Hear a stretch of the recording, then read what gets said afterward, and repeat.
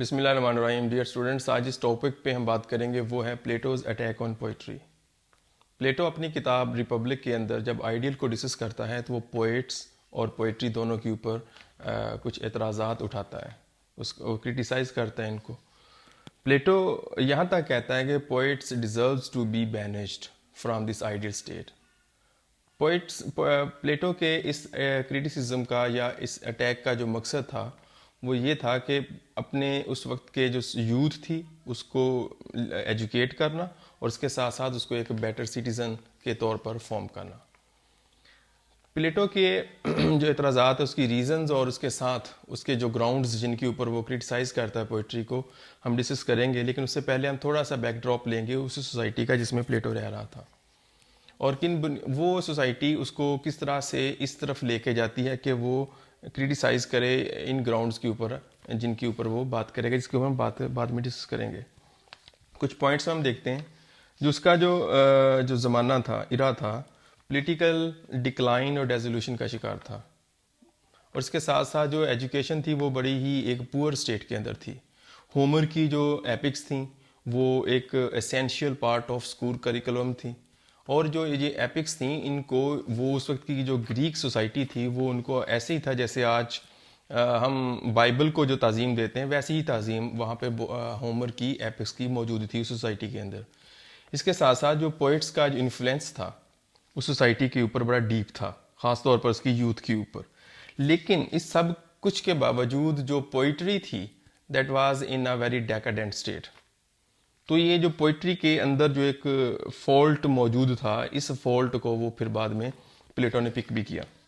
Poetry उस society की जो थी बड़ी इन्फ्लुएंशियल हो चुकी थी, लेकिन मसला ये था कि इन्फ्लुएंशियल पोइट्री तो थी लेकिन उसमें क्वालिटी जो थी वो मिसिंग थी। जो होमर की क्वालिटी थी या कह लें कि उस ज़माने से बड़े जो पोइट्स थे वो वाला मामला जो था पोइट्री का वो उस वक्त का जो था वो अनका हो चुका था उस सोसाइटी के पोइट्री के अंदर से। फिर प्लेटो बिलीव्ड, इस वजह से ये भी एक वजह है, बिलीव्ड जो पोइट्स का जो इन्फ्लुएंस है इस इन्फ्लुएंस को वो यूथ के ऊपर इन अप्रोप्रिएट समझता था। वो समझता था कि जो उस वक्त के जो पोइट्स हैं अगर इस वाले इन्फ्लुएंस को उस वक्त की यूथ एक्सेप्ट करती रहती है या उनको हम उसको अनवारंटेड उनका जो इन्फ्लुएंस उसको जाने देंगे उस यूथ के ऊपर तो वो उस वक्त की जो उनकी सोसाइटी उसके अंदर बिगाड़ का बायस बन सकती है। फिर ये जो डी जनरेशन ऑफ पोइट्री थी, इस डी जनरेशन ऑफ पोइट्री ने वहाँ पर फिर एक स्पेकुलेशन को जन्म दिया among the orators and philosophers. यानी कि इनकी एक तरह से कह लें एक बहस छिड़ गई कि क्या चीज़ सुपीरियर है, फिलोसोफर्स, ओरेटर्स या फिर ये जो पोइट्स हैं, पोइट्री या फिलोसफी। सुपीरियोरिटी की दौड़ लग गई उस ज़माने में। चूँकि प्लेटो खुद भी एक फिलोसोफर था तो इसने फिर अपनी जो ग्रुप के लोग थे अपनी काइंड के, उन काइंड के लोगों को भी एक तरह से कह लें कि यहाँ पे थोड़ा सा सब्जेक्टिव होता है, थोड़ा सा पार्शियल व्यू जो है आपको उसका इस तरह से भी अटैक के अंदर कहीं ना कहीं से ये मौजूद है। तो वो प्लेटो ने फिर इस वजह पे फिर उसको अटैक किया उसके ऊपर, जैसा कि वो एक सर्टन ग्रुप से ताल्लुक़ रखता था फिलोसोफर्स के जो कि सुपीरियोरिटी साबित करने में भी लगे हुए थे पोइट्री की, फिलोसफी की पोइट्री के ऊपर। तो ये भी एक वजह है कि उसने पोइट्री को अटैक किया है।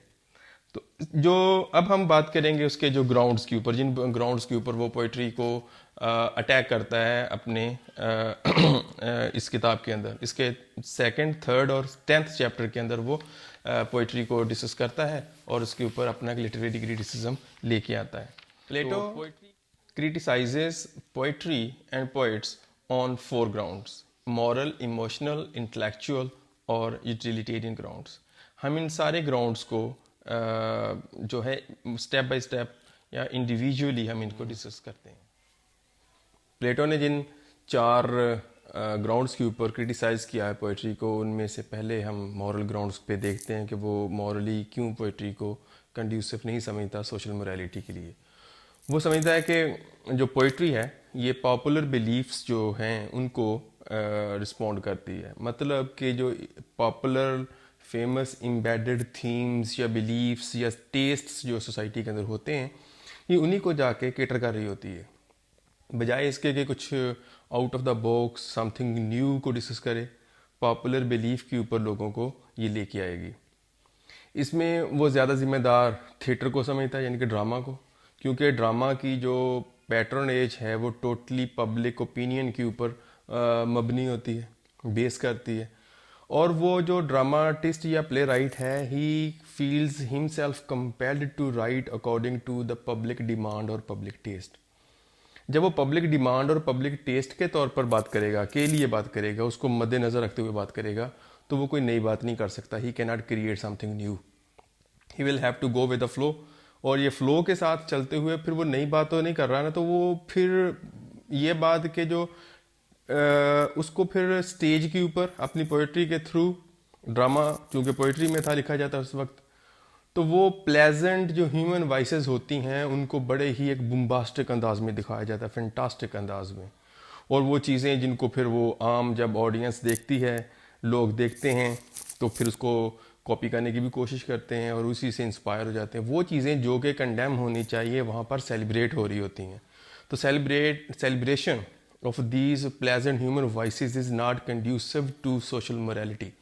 Therefore, Plato thinks it bad or immoral to popularize such human voices. और आप ऐसे कह लें कि ऐसी जो बातें हैं, मतलब इसकी मिसाल के तौर पर तो हमारी फिल्में ड्रामे जो हैं पाकिस्तानी, इंडियन वगैरह, जो दूसरे भी हॉलीवुड के भी, उनके अंदर आपको कुछ ऐसे मनाजर दिखाए जाएंगे जो कि आम सोशली वो बिल्कुल भी अच्छे नहीं हैं, पसंद नहीं किए जाते, आम अकल उसको तस्लीम नहीं करती, लेकिन वहाँ पर हो रहे हैं और वही चीज़ें फिर लोग आम अपनी ज़िंदगी में करने की कोशिश करते हैं, जिससे बजाय पब्लिक की मोरालिटी जो है वो बेहतर हो, मज़ीद डीजनरेशन का शिकार होती है।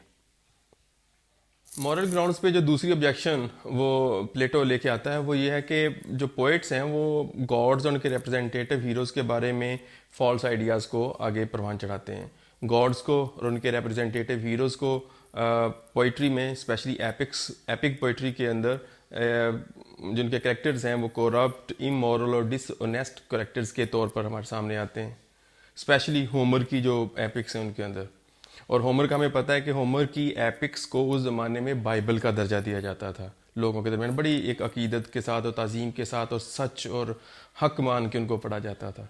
ऑब्जेक्शन की गुंजाइश से तकरीबन ना होने के बराबर थी।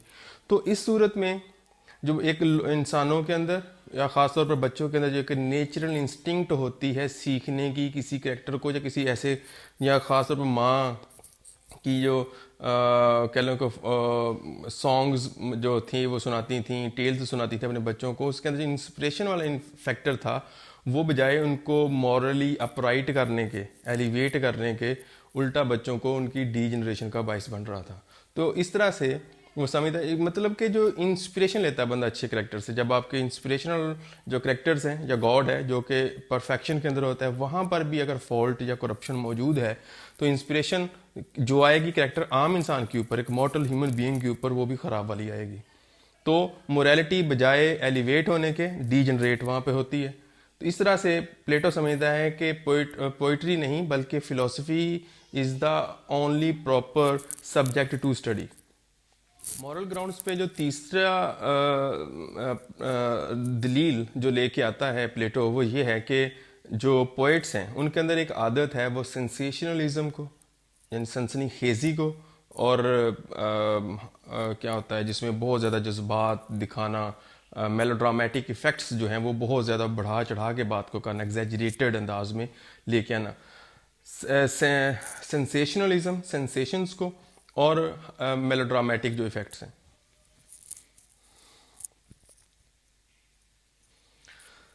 तीसरा जो ऑब्जेक्शन मॉरल ग्राउंड्स पे प्लेटो की तरफ से आती है वो समझता है कि जो पोइट्स होते हैं उनके अंदर एक रुझान पाया जाता है, there is a propensity towards sensationalism and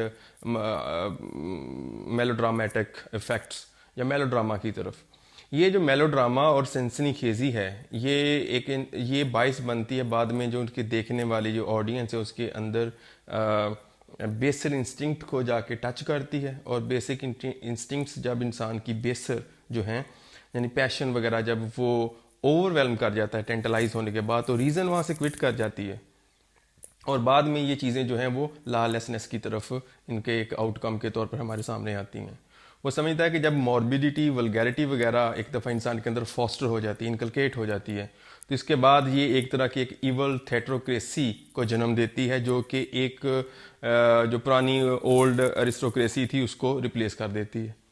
और ये चीज़ें जो हैं लॉलेसनेस वगैरह जब एक इंसान के अंदर क्रिएट हो जाती है तो वो बहुत बुरी है नेशन की वेलबींग के लिए।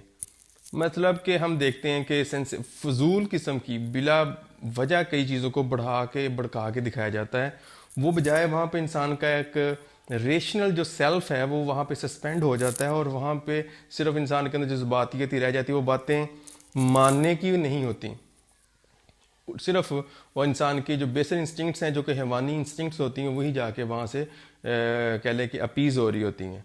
तो उनकी अपीजमेंट ऑफ दीज बेसर इंस्टिंक्ट्स और इम्पल्सिस जो हैं वो बाद में लॉलेसनेस की तरफ जाती हैं। बच्चे देख के वैसा ही फिर उल्टे सीधे काम करने की कोशिश करते हैं। जो दूसरा जो मेजर ग्राउंड है एरिस्टोटल के क्रिटिसिज्म का पोइट्री के ऊपर जो अटैक है उसमें, वो है उसका इमोशनल जो ग्राउंड्स हैं उसके ऊपर। इमोशनल ग्राउंड्स में वो समझता है कि पोइट्स क्लेम करते हैं कि दे आर डिवाइनली इंस्पायर्ड। अगर हम इस बात को मान लें प्लेटो के अकॉर्डिंग, जैसा कि वो कहता है, तो फिर हमें ये बात भी माननी पड़ेगी, जो पोइट्स इसमें बड़ी एक ऑनर फील करते हैं कि दे आर डिवाइनली इंस्पायर्ड, तो फिर ये बात माननी होगी उनको कि उनकी इस काम फिर पोइट्री लिखने में उनका अपना हुनर नहीं है कोई, क्योंकि जो कुछ भी आ रहा है वो एक डिवाइन फोर्स है, कोई एक मिस्टीरियस सेल्फ है जो कि उनको इंस्पायर कर रहा है, और उसके जो कुछ वो उनके जहन में या जैसे भी डालता जा रहा है वो आगे से आगे उसको वो तहरीर करते जा रहे हैं। उसमें खुद उनका अपना तो कोई कमाल ना हुआ। मतलब कि कोई म्यूज़ है, और वो जो म्यूज़ है वो क्या कर रही है, फिर उसको इंस्पायर कर रही है और जो उसको मजबूर कर रही है, और वो उसकी जो कह लें कि जो अटरेंस ऑफ द टाइम है, उस ख़ास वजदानी एक्सटेटिक मोमेंट के अंदर जो अटरेंस है, दैट इज़ अनकॉन्शियस अटरेंस हो जाएगी एक तरह से। Consciously he is not doing anything, rather he was or she was, the poet was impelled by some muse to say or right something.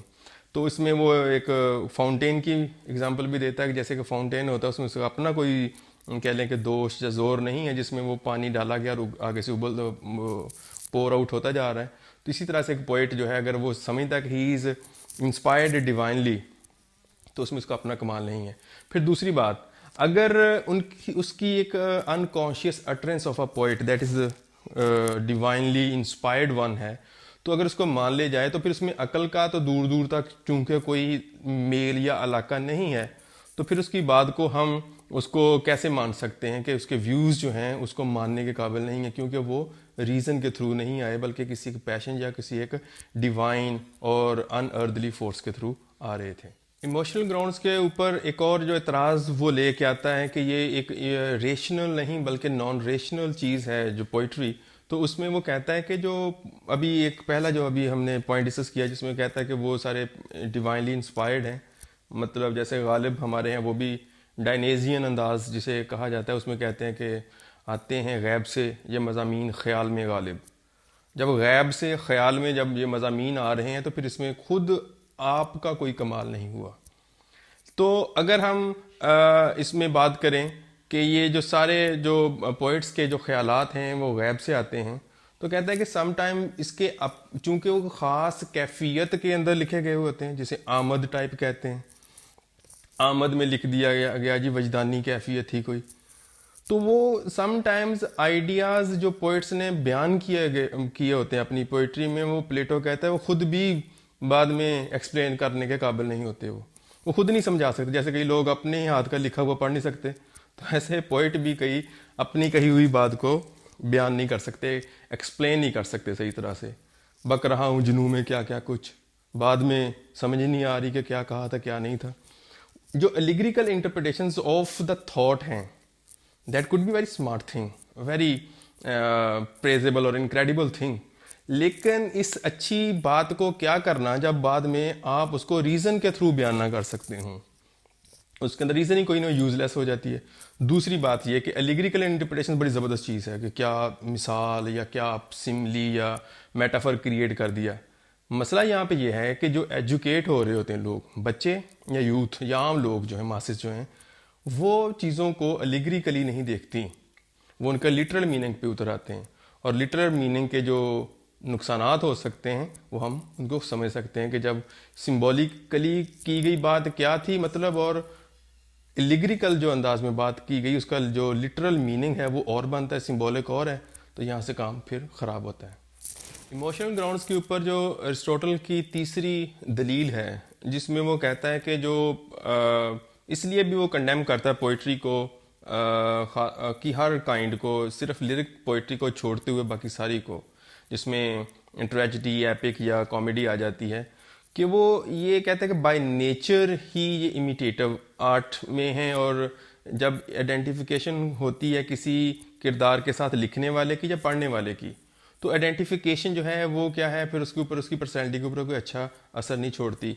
Imitation जो है वो जल्द ही कहते हैं सेकंड हैबिट बन जाती है। यानी एक करेक्टर है, वो किसी किरदार को जब वो अदा कर रहा होता है, मुख्तलिफ किस्म के काम वो बार बार कर रहा है, तो वो बाद में आहिस्ता आहिस्ता क्या है कि उसकी अपनी आदात के अंदर वो चीज़ें शामिल होना शुरू हो जाएंगी।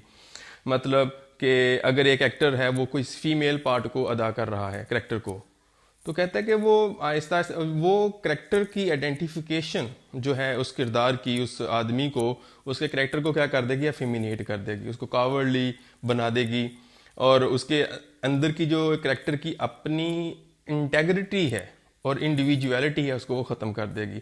तो ये एक उसने जो अटैक में एक बहुत बड़ा एक बात की कि उसकी सिंगल माइंडेडनेस वगैरह भी ख़राब हो जाती है।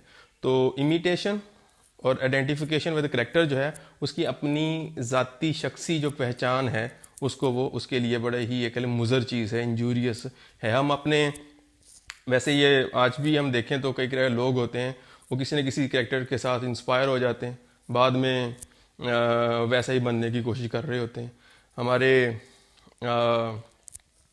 ये तो वो था ना, एक अदाकार जो थे वो ऐसा कुछ करें तो वो उनके अंदर आ जाएगी। आम मासेस जब अपने करेक्टर्स के साथ आइडेंटिफाई कर जाती हैं अपने आप को, तो वो भी वैसे ही काम उनके अंदर आना शुरू हो जाएंगे, उनकी डी जनरेशन का करेक्टर का बायस बनती हैं ये चीज़ें।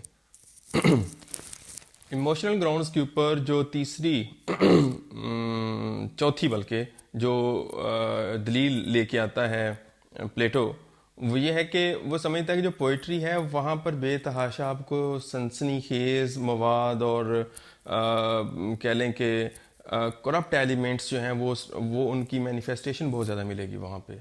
और ये जो चीज़ें होती हैं ये हमारी जाके बेसर इंस्टिंक्ट को जाके टच करती है। अभी हम पहले जो बात कर चुके थे मोरालिटी वाले के अंदर, कि वो बेसर जो इंसान की एक कह लें कि हैवानी सिफात होती हैं उनको खुश करना या उनको जाके टेंटलाइज करना आसान है, उनको अवेक करना आसान है बनिस्बत किसके कि आपकी जो क्रिटिकल थिंकिंग की जो फैकल्टी है उसको जाके छेड़ा जाए।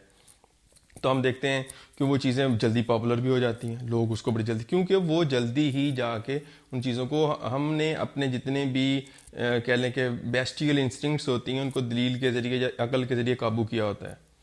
लेकिन उस वक्त थिएटर के अंदर या पोइट्री के अंदर किसी भी फॉर्म के अंदर पोइट्री हो, वहाँ पे वो चीज़ें जो हैं वहाँ पर अकल को मुकम्मल तौर पर क्या कर दिया, बांध दिया जाता है और पैशंस को खुला एक मैदान दिया जाता है काम करने के लिए। तो ये जो काम है फिर वो लॉस ऑफ बैलेंस क्रिएट करता है इंसान की पर्सनैलिटी के अंदर भी और माशरे के अंदर भी। तो यहाँ पे वो कहना चाहता है कि जो पोइट्स हैं वो इमोशंस को प्रेफर करते हैं किसके ऊपर, रीज़न के ऊपर, और वो इसके लिए वो प्लेटो कहता है कि they feed and water the patience instead of drawing them up. तो वो बजाय इंसान को कोई मत देने के या अकल देने के, वो उल्टा इंसान को कि जो बेसर इंस्टिंक्ट्स होती हैं उनको जाके फीड कर रहे होते हैं। इसके साथ वो कहता है आखिरी दलील के तौर पर कि हमारे जो इमोशंस हैं जैसे पिटी और ग्रीफ वगैरह जो है, ये चीज़ें वो हैं जिसको हमें कंट्रोल या कंस्ट्रेन करना चाहिए, लेकिन हमें पोइट्री के अंदर ये इनका फुल कह लें प्ले जो है वो मिल रहा होता है। तो वो जो चीज़ें हैं एक्सप्रेशन को, फुल एक्सप्रेशन जब अनकंट्रोल्ड एक्सप्रेशन जब इन इमोशंस को मिलता है, तो ये जो एक इंसान की जो पर्सनैलिटी है वो उसको ख़राब करता है और हम एक कह लें कि फेमिनेट जो हमारी एक करेक्टर की जो साइड है उसको ज़्यादा ये जाके टच करता है, जो कि उसके अकॉर्डिंग ठीक नहीं है। प्लेटो अपने तीसरे मेन ग्राउंड इंटेलेक्चुअल ग्राउंड्स के ऊपर बात करता है और पोइट्री को वो ऐसे क्रिटिसाइज करता है। वो समझता है कि poets have no knowledge of the truth, they only know about the imitation और अबाउट द शेडोज और इल्यूजन्स ऑफ द रियलिटी। जो इल्यूजन्स ऑफ रियलिटी है वो उसको ही समझते हैं, क्योंकि पोइट उसके अकॉर्डिंग किसके थ्रू काम करता है, सेंसेस के थ्रू। तो इसका जो सारा नॉलेज होता है वो एम्पिरिकल होता है।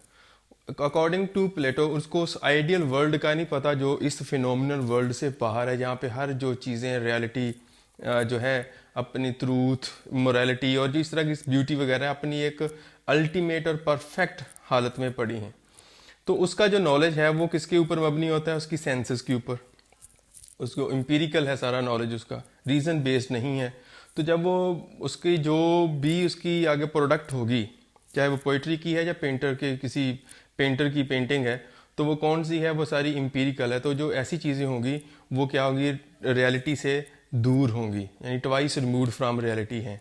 तो वो हम उसके ऊपर इस बात को, अगर उसके दलील को माने पोइट्री के बारे में, तो इस तरह वो कहता है कि अगर उसका जो नॉलेज है वो सच हकीकत पर नहीं बल्कि शेडो के ऊपर मबनी है, इल्यूजन के ऊपर मबनी है, तो उसकी जो प्रोडक्ट होगी वो क्या होगी, that can not be reliable source of attaining truth. तो वो पायदार बात नहीं कर रहा वो जो पोइट है, क्योंकि उसको खुद ही जब उसको नहीं पता सच का, तो आपको सच क्या बताएगा।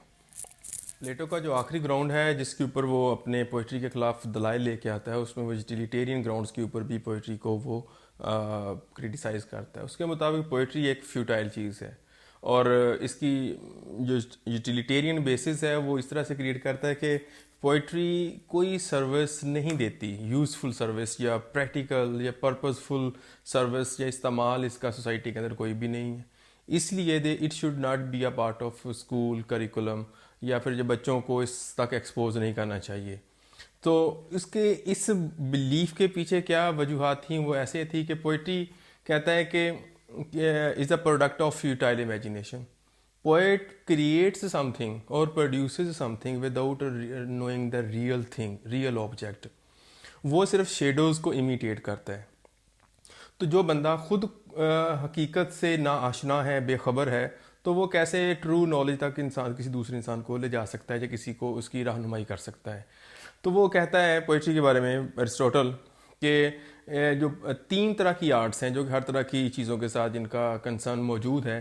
तो पहले नंबर पे वो आती है जो कि which comes the art that one uses.